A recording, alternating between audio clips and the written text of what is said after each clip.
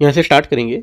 जो नवंबर मंथ का यहाँ पर करंट अफेयर्स है यूपीएससी के लिए जो महत्वपूर्ण इंपॉर्टेंट रहेगा यहाँ पर, अभी जो पिछला मंथ बीता हुआ है नवंबर का, तो ऐसे बेस्ट करंट अफेयर्स यहाँ पर मैं लेके आया हूँ। ठीक है, जैसे कि यहाँ पर इसमें देख सकते हो कुछ यहाँ पर द हिंदू से पूरे आपको द हिंदू से यहाँ पर क्वेश्चन मिलेंगे। इंडियन एक्सप्रेस यहाँ पर जो पेपर आता है, प्लस इंडियन एक्सप्रेस यहाँ पर जो इसेंशियल न्यूज होती है, राइट, वो भी आपको मिलेगी यहाँ पर। डाउन टू अर्थ मैगजीन है वो, प्लस योजना जो कुरुक्षेत्र मैगजीन है वो भी यहाँ पर इसमें शामिल है। ठीक है, तो इतनी चीज़ें सोर्सेस से आपको यहाँ पर क्वेश्चन बनाए गए। एक भी क्वेश्चन देखो यहाँ से आपका नहीं छूटेगा जो नवंबर मंथ का है उसको लेकर के। ठीक है, और यहाँ पर देखो एक अच्छी बात यहाँ पर ये कि मैंने कोई भी क्वेश्चन वन लाइनर वाला नहीं रखा है। एक भी क्वेश्चन वन लाइनर का हो सकता है 1-2% हो, 98 करीब यहाँ पर आपके वो होंगे, तो अगर 1-2 होगा वरना यहाँ पे एक भी क्वेश्चन आपका वन लाइनर का नहीं, क्योंकि यहाँ पर देखो इस वजह से मैंने वन लाइनर नहीं रखा है क्योंकि यहाँ पर ज़रा चीज़ें कवर हो जाएंगी। जो 3 यहाँ पर स्टेटमेंट वाले क्वेश्चन होते हैं, है ना, उसमें ज़रा चीज़ें कवर होती हैं। इस वजह से मैंने वही क्वेश्चन सब रखे कि मतलब जो क्वेश्चन अगर है वो पूरी तरीके से कवर हो सके, राइट। और यहाँ पर पूरा अपना जो बनाया हुआ क्वेश्चन है। ठीक है, स्टार्ट करते हैं क्वेश्चन, देखते हैं। काफ़ी अच्छे क्वेश्चन है अपने। तो यहाँ पर देखो मार्केट में अब भी आपको अवेलेबल मिलेगा ये, है ना, मार्केट शॉप पे आप अगर मुखर्जी नगर विजिट करते हैं तो वहाँ पे भी आपको अवेलेबल है ये। स्टार्ट करते हैं क्वेश्चन नंबर 1 से, देखते हैं। पहला क्वेश्चन है, इसमें बोला है LMV 3 या GSLV 3 मॉक जो है उसके प्रक्षेपण के उच्चार संकरी जो है उसके संबंध में विचार करना है। देखते हैं पहला स्टेटमेंट यहाँ से। ये बोला है भारत जो है LMV 3 का सबसे भारी प्रक्षेपण यान है जो ठोस, तरल और क्रायोजेनिक चरणों पर आधारित इंजन का उपयोग करता है। पहली बात कथन यहाँ से इसका क्या होगा, करेक्ट है, बात सही है। ठीक है, दूसरा, ये यान जो है 4000 किलोग्राम से अधिक वजन वाले उपग्रह को भू समकालिक जो स्थानांतरण है कक्षा GTO में स्थापित करने की क्षमता रखता है। ये भी बात यहाँ से सही है। यहाँ पर जो इसका की पॉइंट दे रहा है 4000 किलोग्राम, ये आपको याद रखना है। ठीक है, तीसरा है संचार उपग्रह को भू समकालिक कक्षा, ठीक है, में स्थापित करने का प्रमुख यहाँ पर जो उद्देश्य है उपग्रहों की जो निरंतर उपलब्धता है और व्यापक कवरेज सुनिश्चित करना होता है, राइट।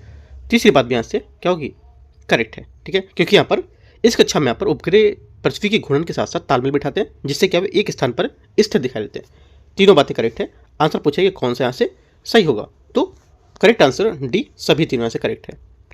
क्वेश्चन नंबर 2 है, आदर्श युवा ग्राम पहल आलोक में भारत में जो ग्राम सभा है उसकी भूमिका के संबंध में विचार करना है। संविधान के अनुच्छेद 243A के तहत परिभाषित ग्राम सभाएं जो होती हैं पंचायत राज व्यवस्थाएं की आधारशिलाएं और गांव के पंजीकृत मतदाताओं का प्रतिनिधित्व करती हैं। पहली बात स्टेटमेंट क्या होगा, ऐसे करेक्ट है।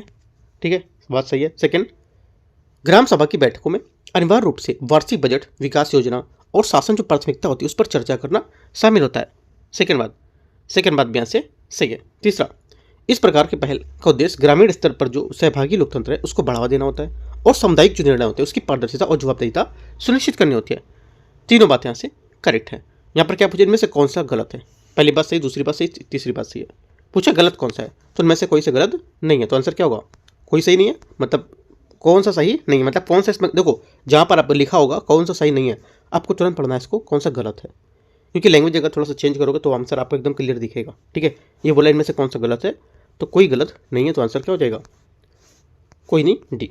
ठीक है, जहाँ पर भी कोई नहीं लिखा हो, यहाँ पर भी लिखा होगा कौन सा सही नहीं है, आपको तुरंत क्या करना है, लिखना है कोई, मतलब कोई भी यहाँ पर क्या होगा, जो कौन गलत है ऐसा सोचना है। ठीक है, क्वेश्चन 3, क्योंकि यहाँ से आपका जो ट्रांसलेट होता है एकदम अलग दिखता है वो। क्वेश्चन 3 है, मोनोक्लोनल एंटीबॉडी MABS प्रौद्योगिकी और निपा वायरस के संबंध में विचार करना है। मोनोक्लोनल एंटीबॉडीज प्रयोगशाला में एक ही जनक कोशिका जो पेरेंट सेल होती है उससे क्लोन किए गए प्रतिरक्षा प्रोटीन होते हैं। ठीक है, और प्रतिरक्षा प्रोटीन होते हैं जिनका प्रयोग विशिष्ट बीमारियों के उपचार में कर सकते हैं। पहली बात। तीसरे क्वेश्चन का पहला स्टेटमेंट क्या होगा, करेक्ट है। सेकेंड, निपा वायरस एक प्रकार का जूनोटिक रोगजनक है जिसकी मृत्यु दर 40% से 75% के बीच और आप केवल मनुष्यों से मनुष्यों में ही संचारित होता है। सेकेंड बात गलत होगा, क्योंकि यहाँ पर निपा वायरस एक प्रकार का जूनोटिक रोगजनक है जिसकी मृत्यु दर 40% से 70% के बीच होती है या 75% के बीच होती है। ठीक है, और ये केवल मनुष्यों से मनुष्यों में ही संचारित होने वाला ये होता है, और मृत्यु दर वाला हिस्सा ये बात सही है। लेकिन ये सिर्फ मनुष्यों और मनुष्यों संचारित नहीं होता, बल्कि यहाँ पर जानवरों जैसे है उसको लेकर चमगादड़, सुअर, है ना, उससे भी मनुष्यों से दूषित माध्यम से फैल सकता है। मनुष्य से मनुष्य तो फैलेगा ही फैलेगा, बात सही कर रहा है। लेकिन केवल जहाँ पर लिखा है, केवल में की जगह यहाँ पर जो जानवर हैं जैसे कि चमगादड़ हैं, ठीक है, सुअर है, इन सब में जो मनुष्य की जो दूषित भोजन है उसके माध्यम से भी फैल सकता है, तो ये बात गलत हो जाएगी। तीसरा, भारत निपा वायरस के खिलाफ स्वदेशी रूप से विकसित एमएबी को आपातकालीन उपयोग को अनुमोदित किया है, ये बात सही है। 1 और 3 बात इसकी करेक्ट है। आंसर क्या होगा तीसरे का, जो सही आंसर हो जाएगा सी। क्वेश्चन 4, आंध्र प्रदेश में स्थापित किए जा रहे भारत के सबसे बड़े ग्रीनफील्ड स्टील प्लांट से संबंधित औद्योगिक विकास के संदर्भ में विचार करना है। पहला स्टेटमेंट है, ग्रीनफील्ड परियोजनाएं वे परियोजना होती हैं जो मौजूदा सुविधा को संशोधित या विस्तारित करने के बजाय पूरी तरह से नए स्थान पर शुरू की जाती हैं, पहली बात। चौथे का पहला स्टेटमेंट क्या होगा यहाँ से, ये करेक्ट है, सही है। सेकेंड बात है, ये परियोजना केवल लौह अयस्क की स्थानीय उपलब्धता पर निर्भर करती है और पारमाणिक तथा जो औद्योगिक मंजूरी है उसकी आवश्यकता से मुक्त होती है। सेकेंड बात क्या होगी, सेकेंड बात यहाँ से गलत है, ठीक है, पहली बात यहाँ से सही थी, सेकेंड बात यहाँ से गलत होगी। क्यों? क्योंकि यहाँ पर परियोजना केवल स्थानीय लौह अयस्क उपलब्धता पर निर्भर नहीं करेगी, इसे पर्यावरणीय और औद्योगिक मंजूरी की आवश्यकता होगी, ठीक है, ये बात गलत हो जाएगी, ठीक है। तीसरा है, हरित इस्पात ग्रीन जो स्टील उत्पादक प्लांट है पारंपरिक इस्पात उत्पादन की तुलना में कार्बन उत्सर्जन से कम केंद्रित होंगे, ठीक है, और इसमें यहाँ पर जलवायु रक्षकों के लिए महत्वपूर्ण हो जाएंगे। तीसरी बात यहाँ से ये भी गलत है, क्योंकि यहाँ पर हरित इस्पात का उत्पादन जो है ये कार्बन उत्सर्जन को कम करने पर केंद्रित होगा, ठीक है, कम करने पर केंद्रित होगा, लेकिन ये पारंपरिक इस्पात उत्पादन की तुलना में हमेशा महत्वपूर्ण नहीं होता है, ठीक है, और बल्कि एक अलग और अधिक टिकाऊ प्रक्रिया होती है, ये बात गलत हो जाएगी। आंसर क्या होगा, 1 सही था, 2 3 गलत थे। पूछा गलत कौन सा है, तो 2 और 3 डी। क्वेश्चन नंबर 5 है, सड़क दुर्घटनाओं की रोकथाम करने के लिए यहाँ पर डेटा संग्रह के लिए शुरू की गई EDAR या IRAD बोल सकते हो के संबंध में विचार करना है।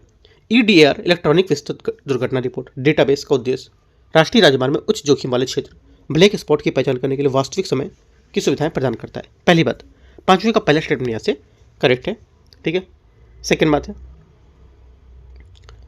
एक ब्लैक स्पॉट को ऐसी सड़क खंड के रूप में परिभाषित किया जाता है जहां 3 वर्ष की अवधि के भीतर 5 या 80 से अधिक दुर्घटनाएं हुई हो जिनके परिणामस्वरूप मृत्यु या गंभीर चोटें आई होती हैं। सेकेंड बात गलत है, क्योंकि यहाँ पर एक ब्लैक स्पॉट को ऐसे सड़क खंड के रूप में परिभाषित करता है जहां 500 मीटर की दूरी में 3 वर्ष की अवधि में 5 से अधिक दुर्घटनाएं हुई हो, डेटा आपको ध्यान रखना है, ठीक है, जिनके परिणामस्वरूप मृत्यु या गंभीर चोटें आई हो, ये बात गलत हो जाएगी। तीसरी बात है, परिवहन अनुसंधान विंग TRW जिसको बोलते हैं, उसमें राज्य सरकारों ने ब्लैक स्पॉट को डेटा एकत्र करते हैं और उनका सत्यापन करते हैं, जो यहाँ पर सड़क सुरक्षा जो रणनीति होती है उसकी प्रभावी योजनाओं बनाने में सहायक होते हैं। तीसरी बात क्या होगी, तीसरी बात यहाँ से ये करेक्ट है। 1 और 3 बात इसके सही है, तो यहाँ पर इसके बारे में आपको याद रखना है, तो करेक्ट आंसर क्या होगा, सी यहाँ से करेक्ट आंसर है। क्वेश्चन नंबर 6 देखते हैं, 6 नंबर, आर्थिक विकास और यहाँ पर जो निवेश में दरों में संबंधित जो चर्चा में था न्यूज़ में, देखते हैं इसको। सकल घरेलू उत्पाद GDP में निवेश दर में वृद्धि के बिना भारत के लिए 7% की सतत आर्थिक विकास दर प्राप्त करना चुनौतीपूर्ण होगा, पहली बात, सही है। सेकेंड बात है, किसी देश में निवेश का वित्त पोषण मुख्य रूप से विदेशी प्रत्यक्ष निवेश होता है FDI, उसके माध्यम से किया जाता है, उसमें घरेलू बचत की भूमिका नगण्य होती है, बात गलत है, क्योंकि यहाँ पर किसी देश में निवेश का वित्त पोषण मुख्य रूप से घरेलू बचत की और यहाँ पर विदेश जो प्रत्यक्ष निवेश होता है दोनों के माध्यम से किया जाता है, जिसमें घरेलू बचत की भूमिका महत्वपूर्ण होती है, नगण्य नहीं होती है। तीसरी बात है, ईंधन की कीमतों में गिरावट और ब्याज दरों में वृद्धि जैसी व्यापक आर्थिक जो स्थितियां होती हैं निजी क्षेत्र के निवेश के निर्णय को लेकर सीधे प्रभावित कर सकती हैं। तीसरी बात यहाँ से सही है। 1 और 3 सही है, आंसर यहाँ से क्या होगा, पूछा कौन सा सही नहीं है ना, कौन सा सही नहीं है, तो केवल 2 सही नहीं था, 1 और 3 तो सही था, ठीक है, ध्यान रखना पूछा गया क्वेश्चन में, राइट। क्वेश्चन 7वां है, समुद्री अवसंरचना विकास के लिए दीर्घकालिक वित्त पोषण की आवश्यकताओं के संबंध में विचार करना है। मैरीटाइम इंडिया विजन का लक्ष्य केवल भारत के जो प्रमुख बंदरगाह हैं उसको विश्व स्तरीय सुविधाएं प्रदान करना, और ये शिपिंग और अंतर्देशीय जलमार्गों को भी शामिल नहीं करता है, पहली बात यहाँ से गलत, क्योंकि मैरीटाइम इंडिया जो विजन है इसका केवल लक्ष्य भारत के मुख्य बंदरगाहों को विश्व स्तरीय सुविधाएं प्रदान नहीं करना, बल्कि इसमें शिपिंग और अंतर्देशीय जो जलमार्ग हैं उसको भी शामिल किया जाएगा। सेकेंड बात है, सागरमाला वित्त निगम का निर्माण भारत में बंदरगाह और शिपिंग क्षेत्रों के परियोजनाओं के वित्त पोषण के लिए खाई पाटने के लिए किया गया था, सेकेंड बात सही है।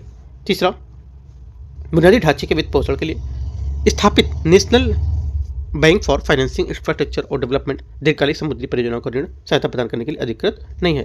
पहली बात गलत है, क्योंकि यहाँ पर जो NABFID जिसको बोलते हैं नेशनल फॉर फाइनेंसिंग इंफ्रास्ट्रक्चर और डेवलपमेंट, ये दीर्घकालिक समुद्री परियोजनाओं को बुनियादी ढांचे के वित्त पोषण के साथ ऋण प्रदान करेगी। ठीक है, ये बोले कि ऋण प्रदान करने के लिए अधिकृत नहीं होगी, तो बात गलत है।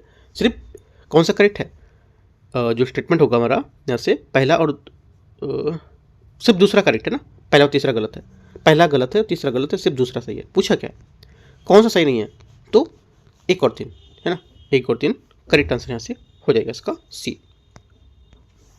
क्वेश्चन 8वां, इसरो के संचार उपग्रह GSAT-7R और भारतीय उपग्रह की विशिष्टताओं के संबंध में विचार करना है। GSAT-7R को मुख्य रूप से भारतीय सेना की संचार आवश्यकताओं को पूरा करने के लिए डिजाइन किया गया और अब ये अब तक का सबसे भारी उपग्रह संचार होगा। पहली बात, 8वें का पहला स्टेटमेंट क्या होगा यहाँ से, ये गलत है, क्योंकि यहाँ पर GSAT-7R या रुक्मणी बोल सकते हो, उसका वजन 2625 किलोग्राम था, जबकि GSAT-20 CMS-04 लगभग 4200 किलोग्राम का था और GSAT-11 लगभग 5854 किलोग्राम का था, जिससे अन्य उपग्रह का वजन इससे कहीं अधिक है। तो इसलिए यहाँ पर क्या होगा, भारी, ये इसलिए यहाँ पर ये सबसे भारी स्वदेशी संचार उपग्रह नहीं है। ठीक है, याद रखना है। कितना है, 2625 है, बल्कि सिर्फ ज़्यादा मैंने अब बताया और से, तो बोला सबसे ज़्यादा वजन का होगा तो नहीं होगा ये। सेकेंड बात है, भारतीय संचार उपग्रह को 12 से 15 वर्ष तक की लंबी सेवावधि सुनिश्चित करने के लिए डुप्लीकेट सिस्टम के साथ डिजाइन किया जाता है। सेकेंड बात सही है, क्योंकि यहाँ पर भारतीय संचार उपग्रह को आमतौर पर 12 से 15 वर्ष तक की लंबी सेवावधि होती है, उसको सुनिश्चित करने के लिए डुप्लीकेट सिस्टम के साथ डिजाइन करते हैं। तीसरा, KU बैंड की तुलना में KA बैंड की आवृत्ति अधिक होती है।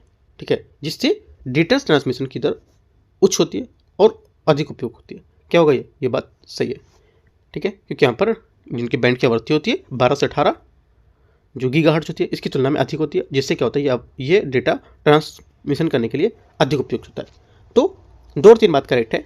आंसर क्या होगा 8वें का हो जाएगा। इससे पूछा क्या है, सही कौन सा है, 2 और 3। क्वेश्चन 9 है, रोमारी डोंडुगा आर्द्रभूमि के संबंध में विचार करना है। रामसर स्थल के रूप में टैग किए जाने की मांग की जा रही थी, निम्नलिखित पर विचार करना है। रोमारी डोंडुगा आर्द्रभूमि असम के नगांव जिले में लाओखोवा वन्यजीव अभयारण्य के एक अभिन्न अंग होगा।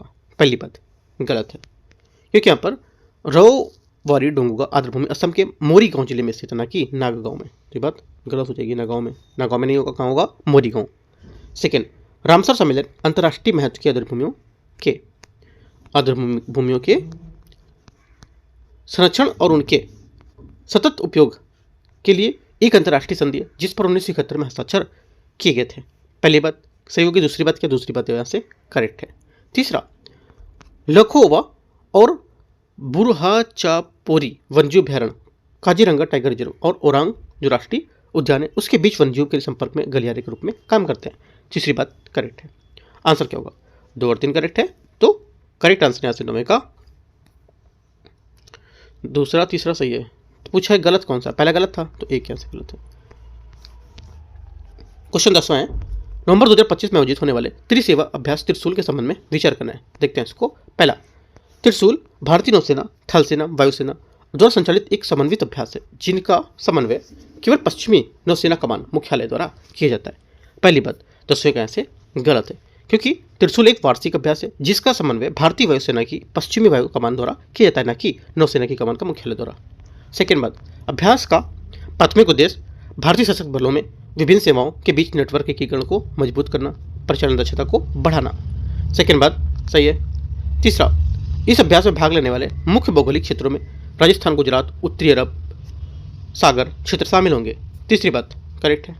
आंसर क्या होगा, आंसर यहाँ हो जाएगा यहाँ से करेक्ट आंसर 2 और 3। पूछा क्या है, सही कौन सा है, तो 2 और 3 यहाँ से सही है। क्वेश्चन नंबर अगला है 11 नंबर क्वेश्चन देखते हैं। इसमें बोला है दुर्लभ करंतक जनित एन्सेफोलायोमाइडराइटिस वायरस के बारे में विचार करना है। EMCV मुख्य रूप से सूअरों में संक्रमित करता है, लेकिन ये कई प्रकार के वन्यजीव और चिड़ियाघर के जानवरों को भी प्रभावित कर सकता है, जिससे यहाँ पर एक जेनेटिक खतरा बन सकता है। पहली बात कथन क्या होगा, पहली बात सही है। सेकंड बात यहाँ से हाँ, सेकेंड बोला है ये वायरस मुख्य रूप से संक्रमित ग्रंथों रोडेंट्स जो होते हैं इनके मलमूत्र और यहाँ पे भोजन और पानी के जो संदूषण के माध्यम से फैलता है। ये भी बात यहाँ से सही है। ठीक है। तीसरा है मानव और पशु चिकित्सा दोनों क्षेत्रों में EMCV के संक्रमण का पता लगाने के उपचार करने के लिए व्यापक रूप से उपलब्ध कराई गई वाणिज्यिक टीका विशिष्ट उपचार मौजूद नहीं है। ये भी बात क्या है, सही है, क्योंकि यहाँ पर इसका कोई विशिष्ट उपचार टीका मौजूद नहीं है। एकदम सही है, तीनों बातें एकदम करेक्ट है। तो इसके बारे में आपको पता होना चाहिए। दुर्लभ जो करंतक जेनेरिक यहाँ पर जो वायरस है EMCV सभी करेक्ट है। डी यहाँ से आंसर सही है इसका। क्वेश्चन नंबर अगला है, क्वेश्चन कौन सा था ये 11 था ना, 12 नंबर है। भारत में शास्त्रीय भाषाओं के संबंध में विचार करना है। देखते हैं यहाँ पर इसको दर्जा है, इसका मानदंड क्या है इसमें देखते हैं। भारत के संविधान की 8वीं सूची में सूचीबद्ध सभी भाषाएं स्वचालित रूप से शास्त्रीय भाषा का दर्जा प्राप्त होने के लिए पात्र होंगी। पहली बात यहाँ से क्या होगा, पहला स्टेटमेंट यहाँ से इसका गलत है। क्यों? क्योंकि भारत के संविधान की 8वीं सूची में सूचीबद्ध सभी भाषाएं स्वचालित रूप से शास्त्रीय भाषाओं का दर्जा प्राप्त करने के लिए पात्र होंगी।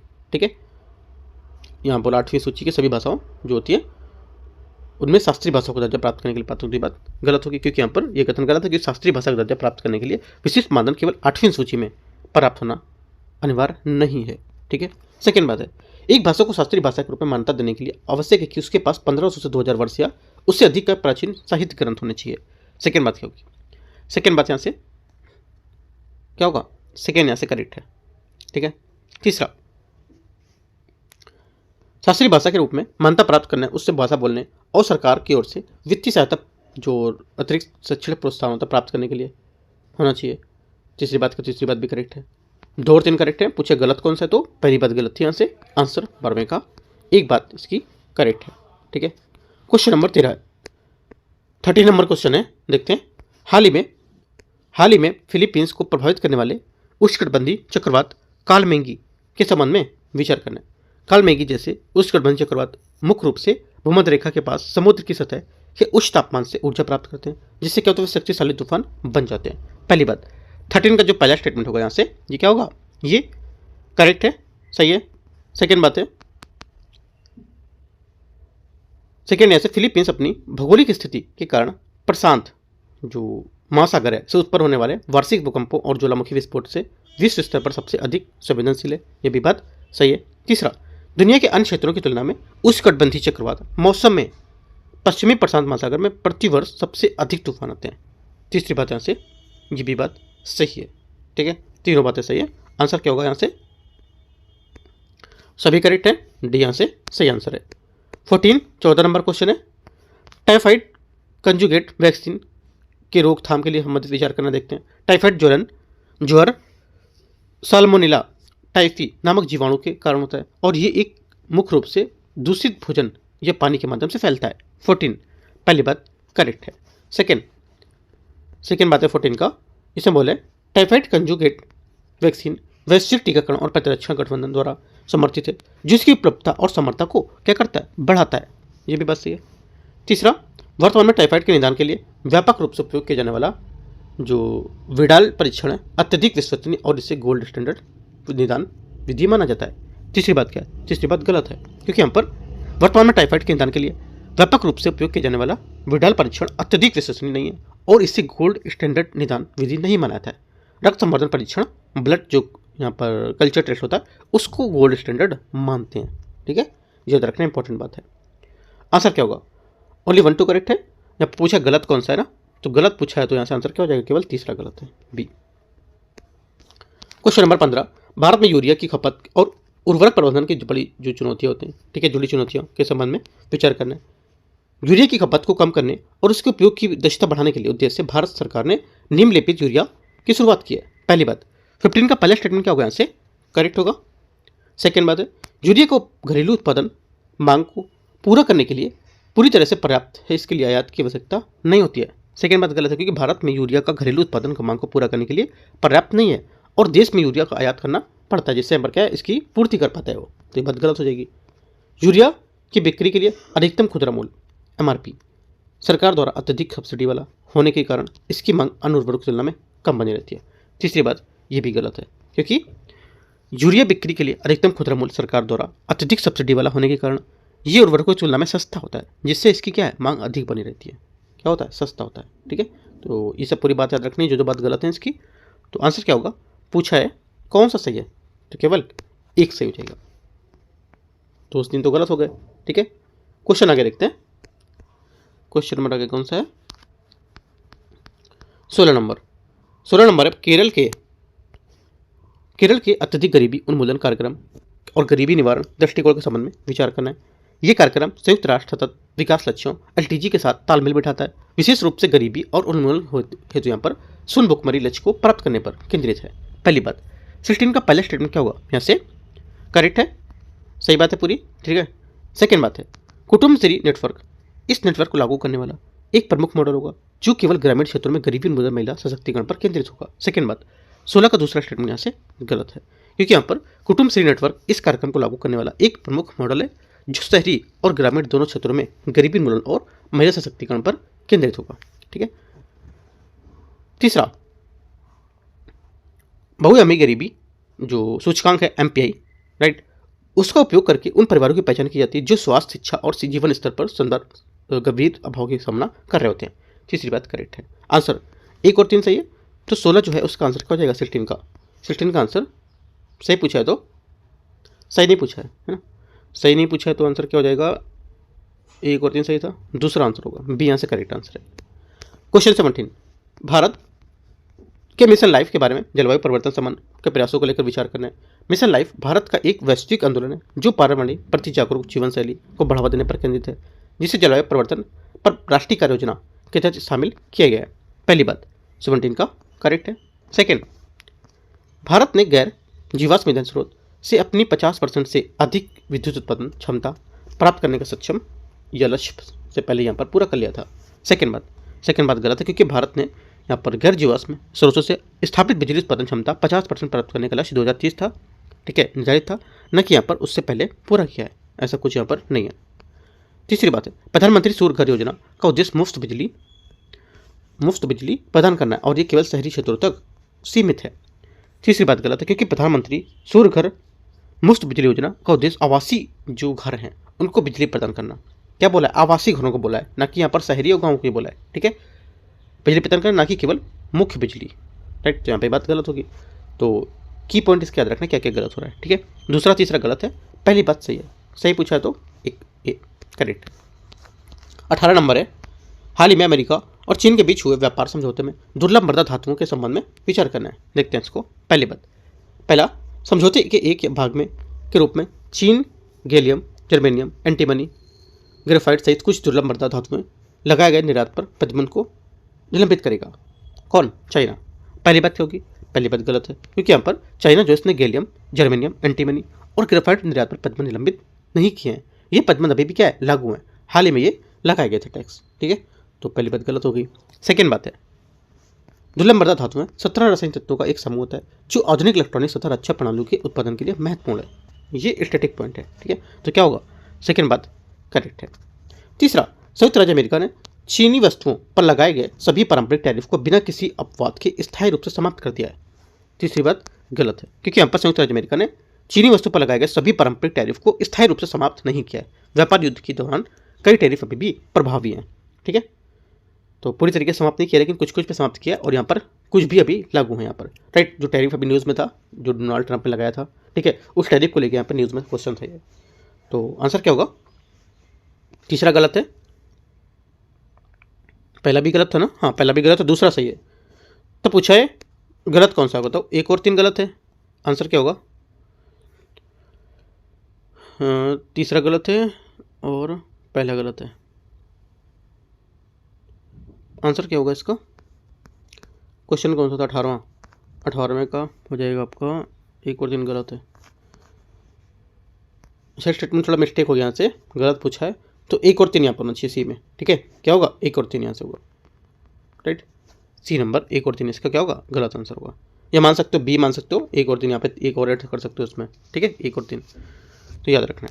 आगे देखते हैं क्वेश्चन 19, भारत के ऊर्जा परिवर्तन एनर्जी जो ट्रांसमिशन और यहाँ पर कार्बन उत्सर्जन को कम करने के लिए रणनीति के संबंध में विचार करना है। देखते हैं इसको। पहली बात, 19 का पहला स्टेटमेंट यहाँ से ये बोला है भारत का लक्ष्य 24 घंटे नवीकरणीय बिजली आरटीसी मॉडल को अपनाना, जिससे क्या होता है, इसका उद्देश्य ऊर्जा ग्रिड स्थिर को करने के लिए यहाँ पर केवल सौर और पवन ऊर्जा पर निर्भरता बढ़ाना होगा। पहली बात क्योंकि पहली बात स्टेटमेंट यहाँ से जो होगा इसका ये गलत है, क्योंकि यहाँ पर भारत 24 घंटे जो नवीकरणीय बिजली जो आरटीसी है उसको मॉडल को अपना रहा है, लेकिन इसका उद्देश्य केवल सौर और पवन ऊर्जा पर निर्भरता नहीं बढ़ाना है, बल्कि ऊर्जा ग्रिड जो है उसको स्थिर करने के लिए अन्य स्रोत जैसे कि भंडारण, जल विद्युत, उसको भी शामिल किया जाएगा। सेकेंड बात, ऊर्जा दक्षता एनर्जी एफिशिएंसी जो उसके सुधार करने के लिए भारत 1.29 गीगाटन CO2 जो तक उत्सर्जन कम करने के लिए क्षमता रखता है, जो 7,60,000 करोड़ रुपए की स्थायी बजट के बराबर होगा। सेकेंड बात सही है।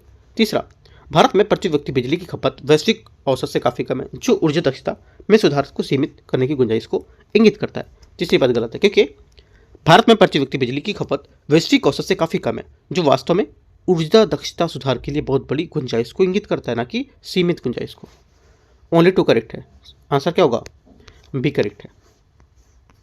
क्वेश्चन 20 है, सड़क दुर्घटनाओं के प्रबंधन को लेकर डेटा संग्रह का विचार करना। देखते हैं इसमें। इलेक्ट्रॉनिक्स विस्तृत दुर्घटना रिपोर्ट EDR सड़क दुर्घटनाओं में वास्तविक समय की रिकॉर्डिंग को सक्षम बनाती है, जो जांच और विश्लेषण में पुलिस की सहायता करती है। पहली बात 21 का करेक्ट है। सड़क परिवहन और राजमार्ग मंत्रालय का परिवहन अनुसंधान विंग राज्यों को एकत्र किए गए ब्लैक फॉर डेटा का सत्यापन विश्लेषण करने के लिए जिम्मेदार होगा। सेकेंड बात क्या होगी?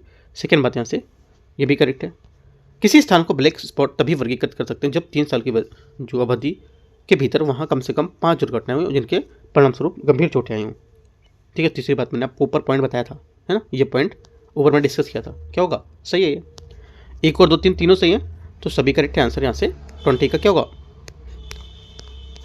सभी करेक्ट हो जाएगा। गलत पूछा है तो कोई गलत नहीं है, क्योंकि यहाँ पर सभी बातें सही हैं, इसलिए गलत कोई नहीं है। क्वेश्चन नंबर 21 है, LVM-3 रॉकेट, जिसे बाहुबली के नाम से भी जाना जाता है, इसकी क्षमताओं और भारतीय अंतरिक्ष कार्यक्रम को लेकर विचार करना है। देखते हैं। LVM-3 क्रायोजेनिक ऊपरी चरण में C25 प्रणोदक के रूप में केवल तरल ऑक्सीजन का उपयोग होता है, जिससे उच्च दक्षता प्राप्त करता है। पहली बात 21 का पहला स्टेटमेंट यहाँ से गलत है। क्यों? क्योंकि यहाँ पर LMV-3 क्रायोजेनिक ऊपर चरण में C25 प्रणोदक के रूप में तरल ऑक्सीजन दोनों का उपयोग होता है, ना कि केवल ऑक्सीजन का। सेकेंड, ये प्रक्षेपण यानी 4000 किलोग्राम से अधिक वजन के उपग्रह को भू समकालिक स्थानांतरण कक्षा जो होती है GTO में स्थापित करने के लिए डिजाइन किया गया भारत का पहला पूरी तरह से प्रचालित रॉकेट होगा। सेकेंड बात यहाँ से करेक्ट है। तीसरा, LVM-3 रॉकेट का सफल उपयोग भारत को आगामी गगनयान मानव अंतरिक्ष उड़ान मिशन के लिए भी एक विश्वसनीय प्रक्षेपण मंच प्रदान करेगा। तीसरी बात भी करेक्ट है। आंसर 2 और 3 सही है, तो सही पूछा है बी। क्वेश्चन नंबर अगला है 22, रोमारी डोंडुगा आर्द्रभूमि असम को लेकर विचार करना है। रामसर टैग के लिए नामांकित ये आर्द्रभूमि लाउखोवा वन्यजीव अभयारण्य का हिस्सा है, जो क्या है, जो काजीरंगा ओरंग वन्यजीव अभयारण्य गलियारे के भीतर स्थित है। ठीक है। पहली बात क्या होगी? पहली बात यहाँ से स्टेटमेंट इसका करेक्ट है। सॉरी, पहली बात करेक्ट थी। सेकेंड, रामसर कन्वेंशन 1971 का उद्देश्य अंतर्राष्ट्रीय महत्व की आर्द्रभूमि को नामित करना, लेकिन इसका कारण संबंधित देशों के राष्ट्रीय कानूनों पर निर्भर करता है। सेकेंड बात यहाँ से क्या होगा? सेकेंड बात यहाँ से ये भी करेक्ट है। ठीक है। तीसरा, पहला सही है, दूसरा सही है। तीसरा, तमिलनाडु में भारत के सबसे अधिक रामसर स्थल हैं, जो देश के कुल आर्द्रभूमि क्षेत्र का एक महत्वपूर्ण हिस्सा कवर करते हैं। तीसरी बात क्या है? तीसरी बात यहाँ से ये भी करेक्ट है। आंसर क्या है? तीनों करेक्ट हैं, लेकिन यहाँ पूछा कौन सा सही नहीं है, तो सभी सही है। मतलब कौन सा गलत है? कोई गलत नहीं है, तो डी यहाँ से आंसर होगा। क्वेश्चन नंबर 23 है, भारतीय नौसेना संचार उपग्रह GSAT-7R के संबंध में विचार करना है। GSAT-7R एक समर्पित सैन्य उपचार उपग्रह जिसे भारतीय नौसेना के विशिष्ट नेटवर्किंग आवश्यकताओं को पूरा करने के लिए बनाया गया है। पहली बात 23 का पहला स्टेटमेंट यहाँ से करेक्ट है। सेकेंड, C बैंड और KU बैंड का उपयोग विस्तृत कवरेज और यहाँ पर उच्च डेटा के लिए किया जाता है, जबकि यहाँ पर KA बैंड का उपयोग मुख्य रूप से प्रसारण उद्देश्य के लिए किया जाता है। सेकेंड बात यहाँ से गलत है, क्योंकि यहाँ पर KU बैंड और C बैंड का उपयोग विस्तृत कवरेज और डेटा के लिए किया जा सकता है, लेकिन KA बैंड का उपयोग भी उच्च डेटा दर के और विस्तृत कवरेज के लिए कर सकते हैं, न कि मुख्य रूप से प्रसारण के उद्देश्य से। ठीक है, लिख सकते हो, ये सब बात इंपॉर्टेंट है। ठीक है। तीसरा, भू स्थिर स्थानांतरण कक्षा जो होती है GTO में स्थापित होने के बाद उपग्रह अपने आप अंतिम भूतलकालिक कक्षा जो होती है उसमें पहुंचने के लिए ऑन बोर्ड प्रणोदन का उपयोग करता है। तीसरी बात सही है। एक और चीज सही है, आंसर यहाँ से सही पूछा है तो सी। क्वेश्चन नंबर 24 है 24 सार्वभौमिक बुनियादी आय यूनिवर्सल बेसिक इनकम यूबीआई के बारे में विचार करना है। देखते हैं इसको।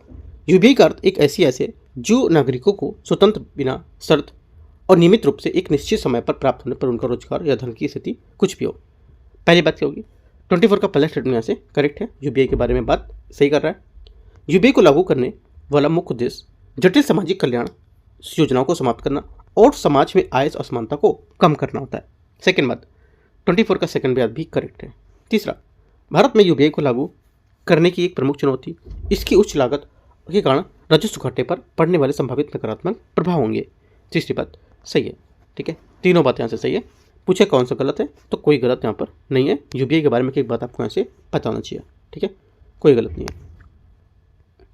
क्वेश्चन नंबर 25 है COP 30 से पहले जलवायु वित्त की चुनौतियों और विकासशील देशों की मांग के संबंध में विचार करना है। विकसित देशों द्वारा 2020 तक प्रति वर्ष 100 बिलियन जो जलवायु वित्त जुटाने की प्रतिबद्धता जलवायु परिवर्तन संयुक्त राष्ट्र फ्रेमवर्क कन्वेंशन के तहत एक बाध्यकारी लक्ष्य था। पहली बात क्या है, 25 की पहली बात यहाँ से गलत है, क्योंकि विकसित देशों द्वारा 2020 तक प्रति वर्ष 100 बिलियन जलवायु वित्त जुटाने की प्रतिबद्धता UNFCCC के तहत बाध्यकारी लक्ष्य नहीं था, बल्कि एक राजनीतिक प्रतिबद्धता थी। ठीक है। सेकेंड बात, विकासशील देशों की मांग है कि उन्हें जलवायु पर अनुकूलन एडॉप्शन के लिए आवश्यक वित्त समन मिटिगेशन के लिए आवश्यक वित्त से कम होना चाहिए।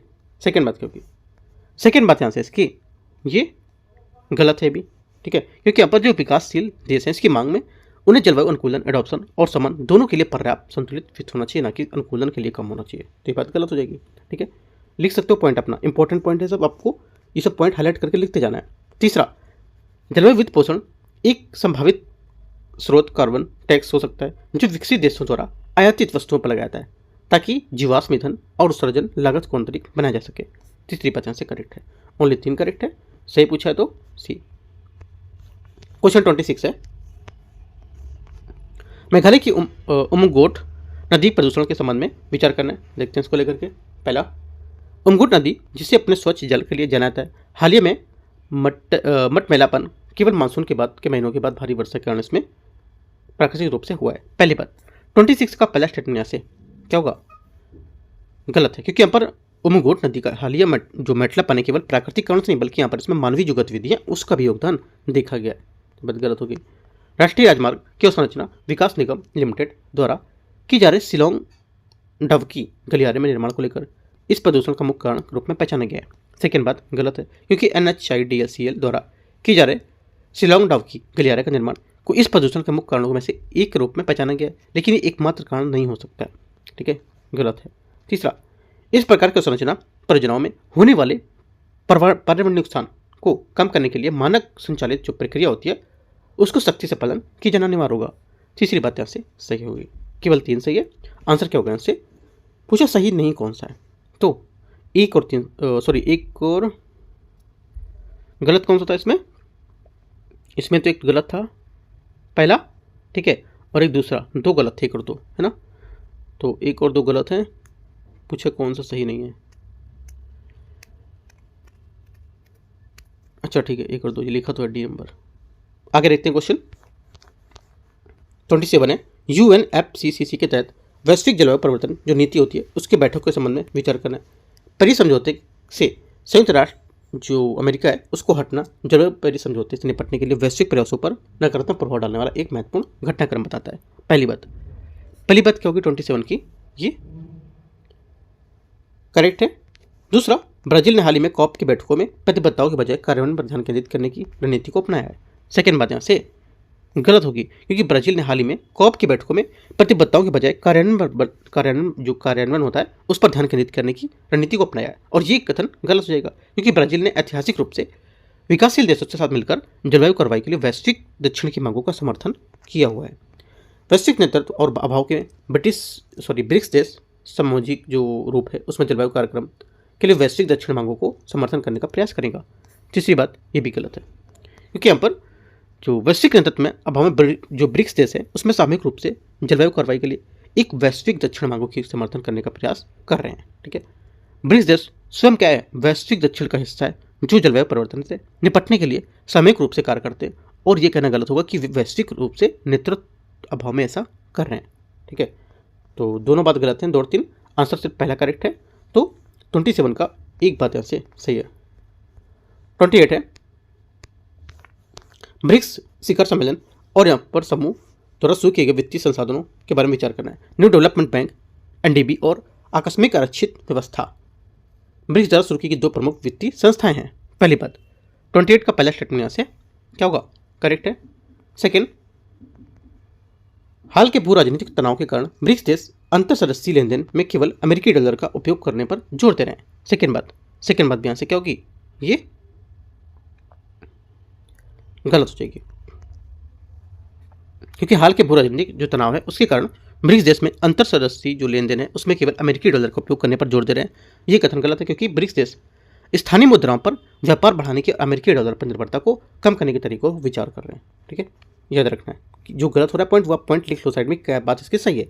तीसरा, ब्रिक्स पे पहल का उद्घाटन या उद्देश्य स्विफ्ट नेटवर्क पर निर्भरता को कम करना और सदस्य देशों के बीच लेन देन की सुविधाजनक बनाने के लिए राष्ट्रीय भुगतान प्रणाली को लाभ उठाना होगा। तीसरी बात यहाँ से क्या होगी, करेक्ट है। ठीक है, क्योंकि यहाँ पर यह पहल जो होगी डॉलर पर निर्भरता को कम करने पर एक व्यापक लक्ष्य हिस्सा मानी जाएगी। ठीक है, तो 1 और 3 बात इसकी सही है। आंसर क्या होगा, गलत पूछा है तो 2। 28 का बी यहाँ से क्या होगा, गलत आंसर होगा। 29 है, भारत की स्वच्छ औद्योगिक परियोजना पाइपलाइन और मेक इन इंडिया पहले के संबंध में विचार करना है। भारत में स्वच्छ औद्योगिक परियोजनाएं मुख्य रूप से हाइड्रोजन, बंदरगाह, अवसंरचना, रसायन और सीमेंट जैसी प्रमुख यहाँ पर जो क्षेत्र है उसमें केंद्रित होगा। पहली बात, 29 का पहला स्टेटमेंट यहाँ से करेक्ट है।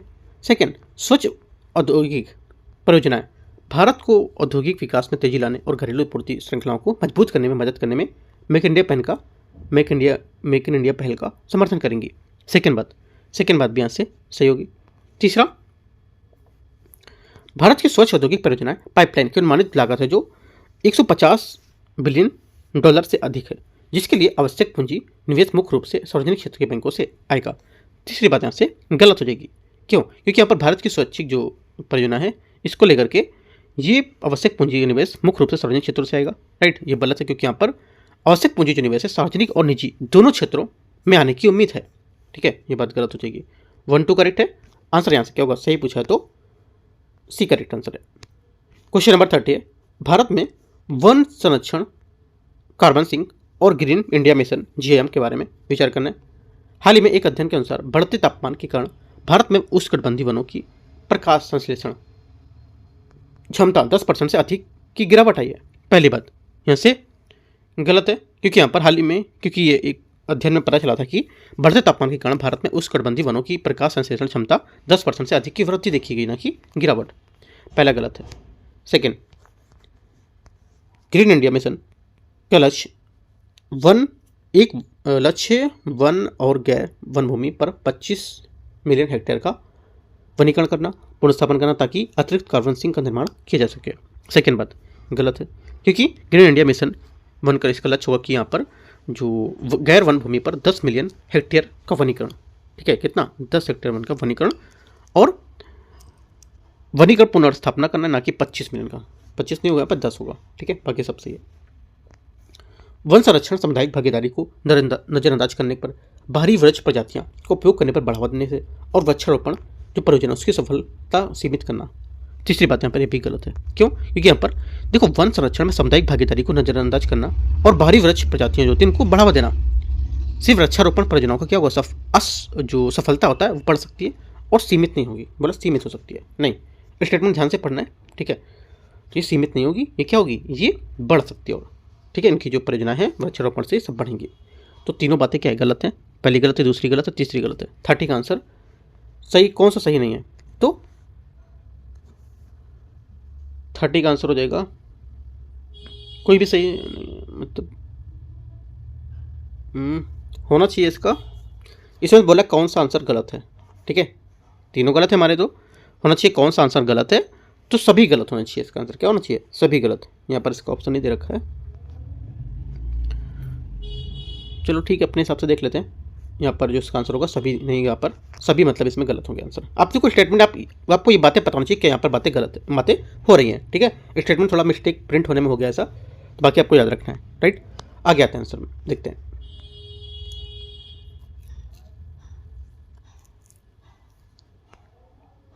अच्छा ठीक है, पूछे कौन सा सही नहीं है ना, सही पूछा है, कौन सा सही नहीं है मतलब कौन सा इसमें गलत है, तो सभी गलत होना चाहिए। लेकिन यहाँ पे चलो थोड़ा सा मिस्टेक हुआ, बाकी यहाँ पे स्टेटमेंट याद रखो कि तीनों बातें यहाँ से गलत हैं, ठीक है। आगे आते हैं क्वेश्चन 31 में। टाइफाइड ज्वर रोकथाम और टाइफाइड जो कंजुगेट वैक्सीन है उसके संबंध में विचार करना है। 31 देखते हैं। पहला, टाइफाइड ज्वर साल्मोनेला टाइफी नामक जीवाणु जनित जो बीमारी उसके होते हैं जो यहाँ पर एक उष्णकटिबंधीय और उपोष्णकटिबंधीय क्षेत्रों तक सीमित होता है। पहली बात, 31 का पहला स्टेटमेंट यहाँ से गलत है, क्योंकि टाइफाइड केवल उष्णकटिबंधीय और उपोष्णकटिबंधीय क्षेत्रों तक सीमित नहीं है बल्कि दुनिया भर में पाया जाता है। सेकेंड, टाइफाइड कंजुगेट वैक्सीन को विश्व स्वास्थ्य संगठन WHO द्वारा प्री क्वालिफाइड किया गया, जिसमें यहाँ पर वैश्विक खरीद के लिए उपलब्ध हो जाएगा। सेकेंड बात सही है। टाइफाइड के उपचार में उपयोग की जाने वाली एंटीबायोटिक जो दवाएं होती हैं उसमें प्रतिव्यापक दवा प्रतिरोध उदय दुनिया का जो कुछ हिस्सा है उस पर नियंत्रित और यहाँ पर एक गंभीर यहाँ पर सार्वजनिक खतरा हो सकता है। तीसरी बात यहाँ से सही है, 2 और 3 सही है। 31 का आंसर क्या होगा? बी करेक्ट है। 32 है, ऑपरेशन सागर बंधु के संबंध में विचार करना है। ऑपरेशन सागर बंधु भारत द्वारा एक पड़ोसी देश में आए चक्रवाती तूफान दितवा के बाद मानवीय सहायता और आपदा राहत प्रदान करने के लिए शुरू किया गया था। पहली बात 32 का पहला सही है। इस ऑपरेशन में भारतीय नौसेना विमान जो वाहक पोत है एयरक्राफ्ट कैरियर INS विक्रांत का उपयोग करके राहत सामग्री पहुंचाने में काम किया गया था। सेकेंड बात क्या होगी? सेकेंड बात यहाँ से इसकी गलत है। क्यों? क्योंकि यहाँ पर इस ऑपरेशन में भारतीय नौसेना ने जहाज INS सुजाता, INS सारथी और INS शारदा इनका उपयोग किया था, ना कि विमान वाहक INS विक्रांत का। तो ये बात याद रखना है, तीनों जो जहाज हैं उसको याद रखना है नाम, ठीक है। तीसरा, यह ऑपरेशन भारत की क्षेत्र में एक सभी के लिए सुरक्षा और विकास सागर की नीति के एक महत्वपूर्ण पहलू की। तीसरी बात भी गलत है, क्योंकि यहाँ पर यह ऑपरेशन सागर क्षेत्र में जो भारत के क्षेत्र के लेकर सभी सुरक्षा और विकास के तहत नीति का एक पहलू होगा, लेकिन ये मोजाम्बिक के साथ राजनीतिक संबंध को मजबूत करने के लिए भी देखा गया था, ठीक है। तो बोला कि ये सिर्फ इसी के लिए था, तो ये बात गलत हो जाएगी, ठीक है। तो सिर्फ 1 करेक्ट है, आंसर यहाँ से हो जाएगा 32 का। 32 का पूछा क्या है, कितने सही हैं? 2 बातें सही हैं, 2 सही है, 1 सही है। तीसरा गलत था और दूसरा गलत है ना, 2 बातें गलत है, सिर्फ 1 बात सही है। ये यहाँ से आंसर हो गया। यहाँ पर से 3 स्टेटमेंट दिए मैंने, क्योंकि एक यहाँ पे स्टेटमेंट तो एक ही सही था, ठीक है। क्वेश्चन नंबर आ गया, या मिस्टेक से प्रिंट नहीं किया होगा। ये जो प्रिंट करते हैं लोग थोड़ा सा ऊपर नीचे कर देते हैं इसको सेट करने के लिए, है ना, तो इस वजह से ऐसा है। आगे देखते हैं क्वेश्चन नंबर 33। केरल सरकार के अत्यधिक गरीबी उन्मूलन कार्यक्रम जो है उसके संबंध में विचार करना है। EPEP का उद्देश्य लोकतांत्रिक विकेंद्रीकरण और सहभागी शासन के सिद्धांतों का उपयोग करके राज्य में सतत विकास लक्ष्यों को प्राप्त करना होता है। पहली बात 33 का पहला स्टेटमेंट यहाँ से करेक्ट है। सेकंड, इस कार्यक्रम में उन परिवारों की पहचान करने के लिए बहुआयामी गरीबी सूचकांक MPI के तत्वों का उपयोग किया जाता है जो अत्यधिक गरीबी का सामना कर रहे होते हैं। सेकंड बात भी सही है। तीसरा, केरल का कुटुंबश्री नेटवर्क EPEP को लागू करने में केंद्रीय भूमिका निभाता है और ये नेटवर्क केवल शहरी क्षेत्रों में महिला सशक्तिकरण पर केंद्रित होगा। तीनों बातें करेक्ट है। आंसर 33 का क्या होगा? सही पूछा है तो डी यहाँ से करेक्ट है। 34, कृंतक जनित एन्सेफेलोमाइडाइटिस जो मैंने ऊपर बदलने देखा था EMCV के संबंध में विचार करना है, जिसके कारण दिल्ली में चिड़ियाघर में एक अफ्रीकी हाथी की मृत्यु हुई थी, इसको लेकर न्यूज़ में था, ठीक है। EMCV का एक अत्यधिक संक्रामक वायरल रोग है जो विभिन्न प्रकार के स्तनधारियों विशेष रूप से अफ्रीकी हाथियों और प्राइमेट्स को प्रभावित करता है। पहली बात 34 का पहला स्टेटमेंट यहाँ से करेक्ट है, ठीक है। सेकंड बात, यहाँ पे देखो अफ्रीकी हाथी में मृत्यु हुई थी, इस वजह से यहाँ पर न्यूज़ में था, और यहाँ पर अफ्रीकी यहाँ पर क्वेश्चन में भी दे रखा है स्टेटमेंट में, लेकिन आपको पेपर में नहीं मिलेगा चीज़ की, इसको लेकर न्यूज़ में था, सीधे से क्वेश्चन पूछेगा आपसे, है ना। तो ये चीज़ याद रखना है आपको, पहली बात सही है। सेकंड बात, इस वायरस का मुख्य स्रोत भंडार कृंतक और उनके दूषित मल मूत्र या जो माध्यम से जानवरों में प्रवेश कर सकता है। सेकंड बात यहाँ से सही है, ये बात मैंने आपको बताई थी ऊपर, स्टेटमेंट रिपीट है।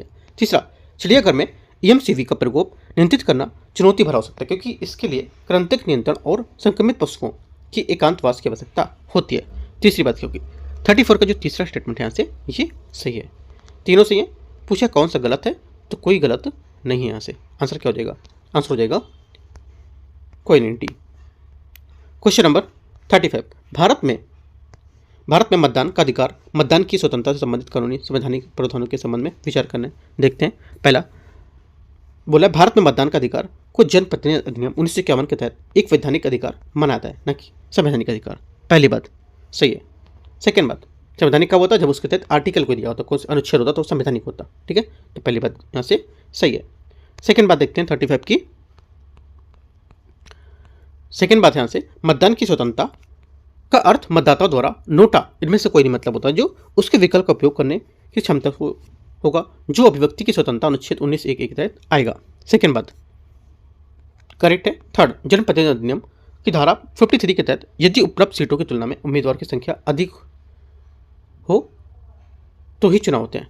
तीसरी बात यहाँ से गलत होगा, ऐसा कुछ नहीं, क्योंकि अब जनप्रतिनिधि अधिनियम की धारा 53 में चुनाव संचालन से संबंधित होगा, यह प्रावधान नहीं करता कि उपलब्ध सीटों की तुलना में उम्मीदवार की संख्या अधिक हो तो ही चुनाव होगा। ठीक है, चुनाव हमेशा होते हैं जब एक से अधिक उम्मीदवार मैदान में होते हैं, तो भले ही सीटों की संख्या कुछ भी हो, जब तक कि वे निर्विरोध न चुने जाएं। इसलिए यहाँ पर बात गलत हो जाएगी। 1 2 करेक्ट है, आंसर ए। क्वेश्चन 36 है, भारत के मिशन लाइफ के बारे में विचार करना है। गैर जीवाश्म ईंधन स्रोत को लेकर के। मिशन लाइफ का उद्देश्य जलवायु परिवर्तन के खिलाफ सामूहिक कार्रवाई को बढ़ावा देने के लिए बड़े पैमाने पर पर्यावरण के प्रति जागरूक जीवन शैली को अपनाना होता है। पहली बात 36 का आंसर क्या होगा? पहली बात यहाँ से इसकी करेक्ट है। सेकेंड बात, अंतर्राष्ट्रीय ऊर्जा एजेंसी IEA की एक रिपोर्ट के अनुसार मिशन लाइफ के वैश्विक रूप से अपनाने से 2030 तक 2 बिलियन टन अधिक CO2 उत्सर्जन कम किया जा सकता है। सेकेंड बात भी करेक्ट है। तीसरा, भारत ने अपने गैर जीवाश्म ईंधन आधारित विद्युत उत्पादन क्षमता के 50% लक्ष्य को वर्ष 2030 तक निर्धारित समय सीमा से पहले प्राप्त कर लिया है। तीसरी बात 36 का जो तीसरा स्टेटमेंट है अभी आपका करेक्ट है। ठीक है, तीनों बातें सही है। आंसर यहाँ से क्या होगा?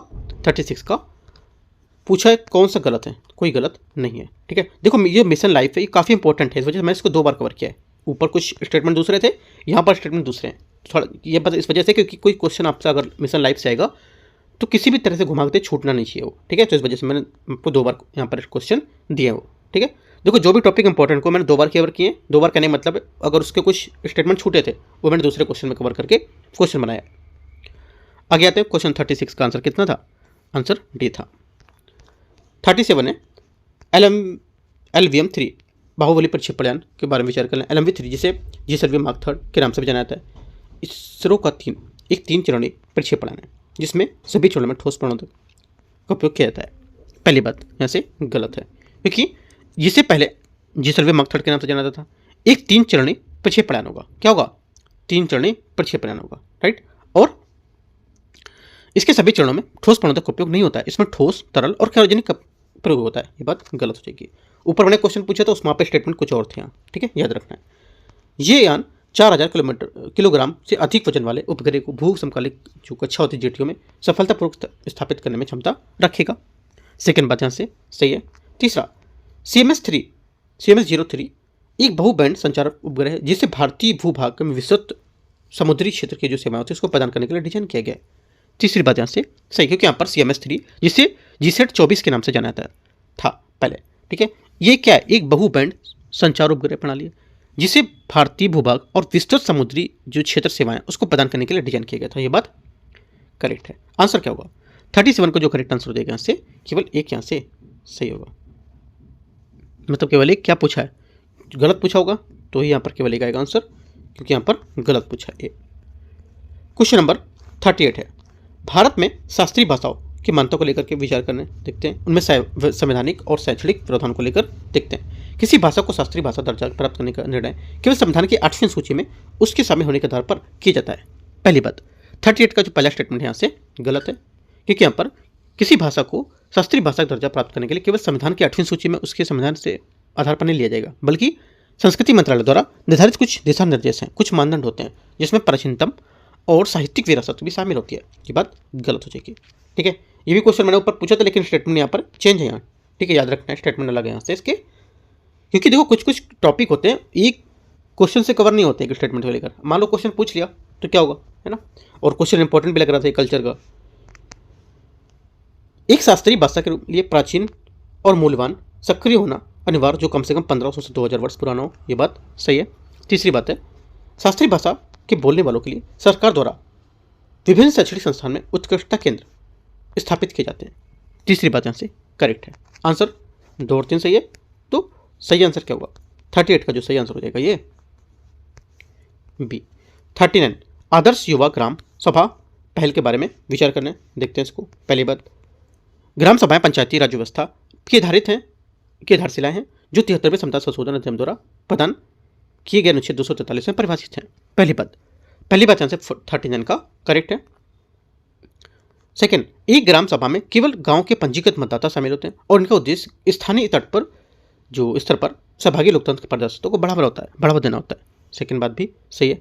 तीसरा, आदर्श युवा ग्राम सभा पहल का उद्देश्य युवा छात्रों को नागरिक शिक्षा और लोकतांत्रिक प्रक्रियाओं में उनकी भूमिका के बारे में शिक्षित करना होता है। तीसरी बात ये भी सही है, क्योंकि यहाँ पर आदर्श युवा जो ग्राम पहल है ये इनका उद्देश्य होता है कि युवा छात्रों और नागरिकता को लोकतांत्रिक जो उनकी प्रक्रिया उसकी भूमिका के बारे में शिक्षित करना। तीनों बातें करेक्ट हैं। 39 का आंसर सही, गलत पूछा तो कोई गलत नहीं है, सभी सही है, डी। क्वेश्चन नंबर अगला है 40, भारत में बंदरगाह और शिपिंग पर संपत्ति के दीर्घकालिक वित्त पोषण की आवश्यकताओं के संबंध में विचार करना है।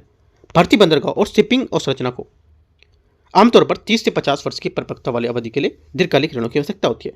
पहली बात, 40 का पहला स्टेटमेंट यहाँ से सही है। सेकेंड, वर्तमान में वाणिज्यिक बैंक समुद्री परियोजनाओं के लिए लंबी अवधि ऋण देने के लिए हिचकिचाते हैं क्योंकि वे केवल 15 वर्ष की परिपक्वता अवधि वाले ऋण को करने में इच्छुक होते हैं।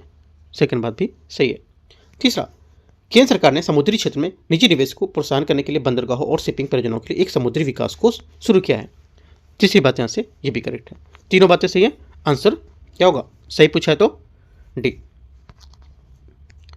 क्वेश्चन नंबर 41, आंध्र प्रदेश में भारत के सबसे बड़े ग्रीनफील्ड स्टील प्लांट की स्थापना को लेकर के विचार करना है। ग्रीनफील्ड परियोजना में वे परियोजनाएं होती हैं जहां किसी भी निर्माण या प्रदूषण से मुक्त कराई गई नई साइट पर एक नया उद्योग सुविधा विकसित की जाती है। पहली बात यहाँ से इसकी करेक्ट है। सेकंड, इस परियोजना को दी गई हरित मंजूरी पर्यावरण प्रभाव आकलन EIA प्रक्रिया के तहत आती है जिसे पर्यावरण मानकों को अनुपालन के लिए अनिवार्य किया गया है। ठीक है, सेकंड बात भी सही है। आपसे बोल सकता है EIA एक जगह बोल सकता है world wild life protection act ऐसे करके बोल सकता है ना, तो यहाँ पर EIA याद रखना है कि इसके लेकर इसके अंतर्गत आएगी है। दोनों बातें सही हैं। तीसरी बात, आंध्र प्रदेश में स्थापित ये संयंत्र आत्मनिर्भर भारत को पहल को बढ़ावा देगा और खासकर इस्पात उत्पादन और संबंधित घरेलू जो विनिर्माण क्षमता है उसको भी देखेगा। तीसरी बात यहाँ से ये भी करेक्ट है। तीनों सही है। 41 का आंसर क्या हो जाएगा? डी यहाँ से करेक्ट है। 42 देखते हैं। 41 का डी करेक्ट हो गया। 42 निपा वायरस के बारे में, निपा वायरस को लेकर क्वेश्चन है, देखते हैं। भारत में इसके खिलाफ मोनोक्लोनल एंटीबॉडी विकास को लेकर विचार करना है। निपा वायरस एक RNA वायरस है जो फ्रूट, चमगादड़ और मनुष्यों के अन्य जानवरों से फैल सकता है जिसमें एक उच्च जोखिम वाला जूनोटिक रोग बन जाता है। पहली बात क्या है? 42 का पहला स्टेटमेंट यहाँ से जो रहेगा ये क्या होगा? करेक्ट है। स्टेटमेंट यहाँ से देखो, ऊपर भी क्वेश्चन था लेकिन स्टेटमेंट यहाँ से घुमाया मैंने। ठीक है। सेकंड, ICMR द्वारा मोनोक्लोनल एंटीबॉडी विकास का मुख्य उद्देश्य वायरस को संक्रमित व्यक्तियों के लिए निष्क्रिय टीकाकरण प्रदान करना। यहाँ पर ICMR होगा या WHO होगा, आपको सोचना है। तो ये बात सही है, ICMR सही बोल रहा है। ठीक है। तीसरी बात है, निपा वायरस का संक्रमण अक्सर एनसेफलाइटिस मस्तिष्क की सूजन क्यों ले आता है जो इसकी मृत्यु दर अन्य ज्ञात जो जोनोटिक रोगों की तुलना में काफ़ी अधिक हो जाती है। आपसे बोलेगा काफ़ी कम हो जाती है ना। इस वजह से थोड़ा सा स्टेटमेंट घुमावदार थे तो मैंने यहाँ पर इसको लिया। तो तीनों बातें यहाँ से करेक्ट हैं, यहाँ पर गलत कोई नहीं है। तो ये सब बातें इसकी आपको याद रखना है। आंसर क्या होगा? कौन सा गलत है? कोई गलत नहीं है, ठीक। क्वेश्चन नंबर 43 है, अंतर्राष्ट्रीय समुद्री संगठन इंटरनेशनल मैरीटाइम ऑर्गेनाइजेशन, जिसके बारे में विचार करना है। IMO संयुक्त राष्ट्र की एक विशेष एजेंसी है जिसका मुख्यालय लंदन में, और ये जहाजरानी की सुरक्षा तथा यहाँ पर समुद्री प्रदूषण की रोकथाम के लिए जिम्मेदार होगा। पहली बात, 43 का पहला स्टेटमेंट यहाँ से सही है। सेकेंड, नवंबर 2025 में भारत को IMO परिषद में कैटेगरी B में फिर से यहाँ पर चुना गया है जिसमें विदेश के शामिल सभी के पास अंतर्राष्ट्रीय समुद्री व्यापार में सबसे बड़ी रुचि रखी होगी। सेकेंड बात भी सही है। ठीक है।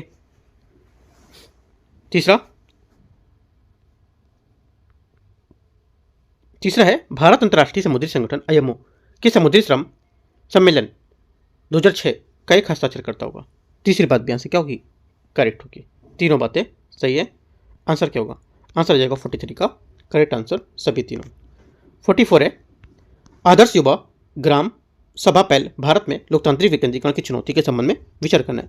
इस पहल का उद्देश्य छात्रों की ग्राम सभाओं की वास्तविक प्रतिक्रियाओं को भूमिकाएं सौंपकर नागरिक शिक्षा और लोकतंत्र की प्रक्रियाओं को उनकी भागीदारी को बढ़ावा देना होता है। पहली बात, 44 का पहला स्टेटमेंट यहाँ से क्या होगा? करेक्ट है। सेकेंड, 73वां संविधान संशोधन अधिनियम ग्रामीण भारत में ग्राम सभाओं को विधायी शक्तियां प्रदान करता है, जिससे क्या वे स्थानीय विकास परियोजनाओं को लागू करने के लिए बाध्यकारी कानून बना सकें। सेकेंड बात गलत है, क्योंकि यहाँ पर ये 73वां संविधान संशोधन जो था अधिनियम, ये विधायिक शक्तियां कानून बनाने की शक्ति प्रदान नहीं करता था, बल्कि उन्हें स्थानीय विकास योजनाओं को लागू करने के लिए अधिकार और उत्तरदायित्व सौंपता था ये। ठीक है। तीसरा, शिक्षा प्रणाली द्वारा पंचायती राज संस्थाओं पर ध्यान न देना और राष्ट्रीय और जो वैश्विक शासन मॉडल है उस पर अधिक जोर देना सभाओं की भागीदारी की क्षमता को सीमित करता है। तीसरी बात यहाँ से क्या होगी? ये करेक्ट है। आंसर 1 और 3 करेक्ट है, तो कौन सा गलत पूछा है? 2 बात गलत है, सेकंड वाली। 45 है, प्रधानमंत्री की आर्थिक सलाहकार परिषद की सिफारिशों में भारत में निवेश तथा विकास को लेकर के विचार करना है। देखते हैं 45 को।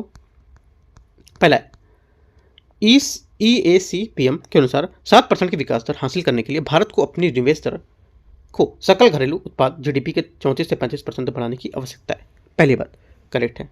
सेकंड, सरकारी पूंजीगत व्यय जो होता है इसका गुणक प्रभाव कम होता है, इसलिए निजी क्षेत्र में निवेश पर अधिक ध्यान केंद्रित किया जाना चाहिए। सेकंड बात गलत है, क्योंकि यहाँ पर सरकारी पूंजीगत व्यय का गुणक प्रभाव अधिक होता है, क्योंकि ये निजी निवेश को भी प्रोत्साहन करते हैं, इसलिए निजी क्षेत्र के जो साथ साथ सरकारी निवेश पर भी ध्यान देना आवश्यक होगा।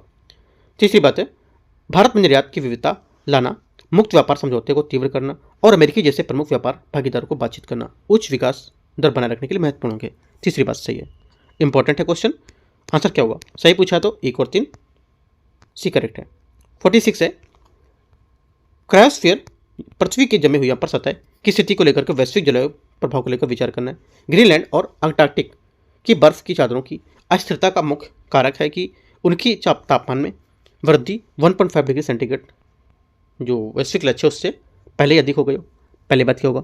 46 का पहला स्टेटमेंट यहाँ से क्या होगा? करेक्ट है।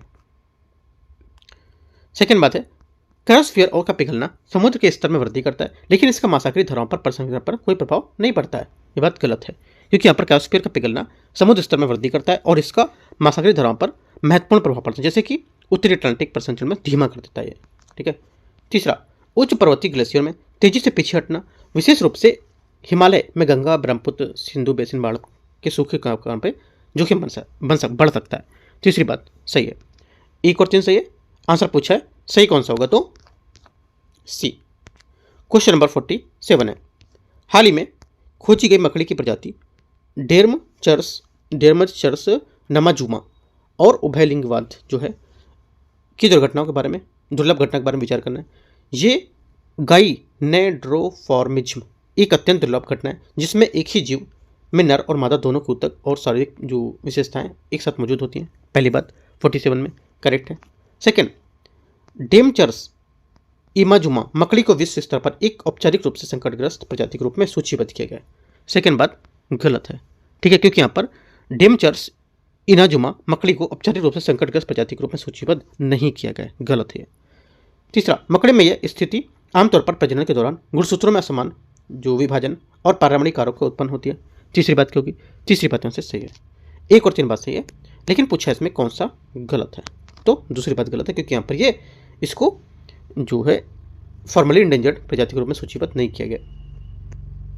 क्वेश्चन नंबर 48 है, भारत में अमोनियम नाइट्रेट विनियमन के दुरुपयोग को रोकने के लिए निम्नलिखित चुनौती पर विचार करना है। अमोनियम नाइट्रेट का इस्तेमाल केवल कृषि प्रयोजनों के लिए होता है और विस्फोटक के रूप में इसका उपयोग भारत में पूरी तरह से प्रतिबंधित है। पहली बात 48 का पहला स्टेटमेंट यहाँ से क्या होगा? ये गलत है। अमोनियम नाइट्रेट का उपयोग कृषि और औद्योगिक उद्देश्य के लिए होता है और विस्फोटक के रूप में भी इसका प्रयोग होता है। भारत में पूरी तरह से प्रतिबंधित नहीं है, बल्कि विनियमित है ये। सेकेंड बात है, एक्सप्लोसिव सब्सटेंस एक्ट 1908 के तहत अमोनियम नाइट्रेट का विशेष श्रेणी की विस्फोटक के रूप में वर्गीकृत किया गया है। सेकेंड बात होगी, सेकेंड बात सही है। अमोनियम नाइट्रेट के दुरुपयोग को रोकने के लिए जिला मजिस्ट्रेट को इसके कब्जे में लाइसेंस देने की शक्ति प्राप्त होती है। तीसरी बात सही है। आंसर क्या होगा?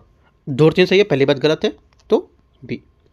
क्वेश्चन 49 है, कोलंबो सुरक्षा कॉन्क्लेव के बारे में विचार करना है। कोलंबो सुरक्षा कॉन्क्लेव हिंद महासागर क्षेत्र में समुद्री सुरक्षा सहयोग के लिए एक त्रिपक्षीय पहल के रूप में काम करना शुरू हुआ था, जिससे क्या है, भारत, श्रीलंका और मालदीव संस्थापक सदस्य थे। पहली बात 49 का पहली बात यहाँ से करेक्ट है। सेकेंड बात है नवंबर 2025 में सेशेल्स को इस कॉन्क्लेव में एक नए सदस्य के रूप में शामिल किया गया। सेकेंड बात गलत है, क्योंकि यहाँ पर नवंबर 2025 में सेशेल्स को कॉन्क्लेव के एक नए सदस्य के रूप में शामिल नहीं किया गया था। ये पहले ही एक पर्यवेक्षक बन चुका था और बाद में पूर्ण सदस्य बना है, लेकिन तारीख यहाँ पर भिन्न हो सकती थी, तो ये बात गलत है। तीसरा, बांग्लादेश संयुक्त राष्ट्र जल अभिसमय में शामिल होने वाला पहला दक्षिण एशियाई राष्ट्र बन गया, जो अंतर्राष्ट्रीय जलमार्ग में प्रबंधक और एक कानूनिक रूप में बाध्यकारी अंतर्राष्ट्रीय समझौता होगा। तीसरी बात करेक्ट है, इंपॉर्टेंट भी है और करेक्ट भी है। एक और 3 बात इसकी सही है। 49 का आंसर कितने सही है? 2 बातें सही हैं। क्वेश्चन 50 है, रीसस मैकाक संरक्षण की स्थिति को लेकर वनजू जो बोर्ड है उसके बारे में विचार करना है। NBWL मतलब यहाँ से राष्ट्रीय वनजू बोर्ड जो है, इसकी स्थायी समिति ने रीसस मैकाक को वनजू संरक्षण 1972 की सूची 2 में पुनः शामिल करने की सिफारिश की ताकि इससे उच्च सुरक्षा मिल सके। पहली बात यहाँ से क्या होगी? पहली बात यहाँ से करेक्ट है। पहली बात यहाँ से क्या है? पहली बात यहाँ से इसकी गलत होगी। देख लेता हूँ। पहली बात स्टेटमेंट इसका, पहली बात यहाँ से गलत है, इसका सही नहीं है, क्योंकि देखो जो NBWL है इसकी स्थायी समिति ने वास्तव में रीसस मैकाक को लेकर के एक अनुसूची 2 में शामिल करने की सिफारिश की थी, लेकिन ये कदम शिकारियों से बचाने के लिए उठाया गया था, ना कि उच्च सुरक्षा प्रदान करने के लिए बचाया गया था, क्योंकि ये पहले से ही अनुसूची 2 में है। राइट, इंपॉर्टेंट बात है। वर्तमान में रीसस मैकाक जो है इसको भारत में वन्यजीव संरक्षण अधिनियम की अनुसूची 2 के तहत सुरक्षा प्राप्त है ना, याद रखना है। पहली बात यहाँ से सही है। सेकेंड बात है, मतलब पहली बात गलत है यहाँ से, क्योंकि यहाँ पर ये बोला कि इसमें शामिल किया गया, पहले से ही शामिल थी, और यहाँ पर जो मैंने बात बताई आपको याद रखना है। इस सिफारिश का विरोध करने वाले राज्यों की मुख्य चिंता प्रजातियों की गैर संकटग्रस्त स्थिति को संघर्ष के प्रबंधन करने से संबंधित रही है। सेकेंड बात सही है इसकी। तीसरा, वर्तमान में रीसस मैकाक भारत को में वन्यजीव संरक्षण अधिनियम की सूची 1 के तहत सुरक्षा प्राप्त है, जिसे उच्च स्तर की सुरक्षा मनाता है। ठीक है, पहली बात मैं ऊपर डिस्कस कर दिया इस बात को लेकर। ठीक है, तो क्या होगा इसमें? तीसरी बात यहां से क्या होगी इसकी? तीसरी बात यहां से इसकी गलत होगी, है ना, क्योंकि यहां पर क्या था, अभी मैंने आपको बताया ऊपर कि अनुसूची 2 में है, ये अनुसूची 1 यहाँ पे कहाँ से आ गया है, तो बात गलत है ये। राइट, तो सिर्फ दूसरा स्टेटमेंट यहाँ से करेक्ट है। ठीक है, आंसर क्या होगा? 50 का करेक्ट आंसर यहाँ से पूछा क्या कौन सा सही नहीं है, तो 1 और 3 सही नहीं है। यहाँ से आंसर क्या होगा? 1 और 3 डी यहाँ से करेक्ट आंसर है। देखो स्टेटमेंट को ध्यान से पढ़ना है, कौन सा स्टेटमेंट में क्या चीजें दे रहा है। ठीक है, आगे देखते हैं। तो इस टाइप से देखो 50 क्वेश्चन थे, मैंने आपको यहाँ से डिस्कस कर दिए, जहाँ पर करंट अफेयर्स के यहाँ पर बेस्ट क्वेश्चन है नवंबर के, जो यहाँ पर नवंबर में जो चीज़ें यहाँ पर न्यूज़ में थी उसको लेकर मैंने क्वेश्चन आपको बताया। कुछ क्वेश्चन मैंने रिपीट किए, रिपीट इसलिए क्योंकि टॉपिक को काफ़ी इंपॉर्टेंट है। ठीक है, उनकी क्वेश्चन स्टेटमेंट को घुमा करके मैंने रिपीट यहाँ पर किए उनको।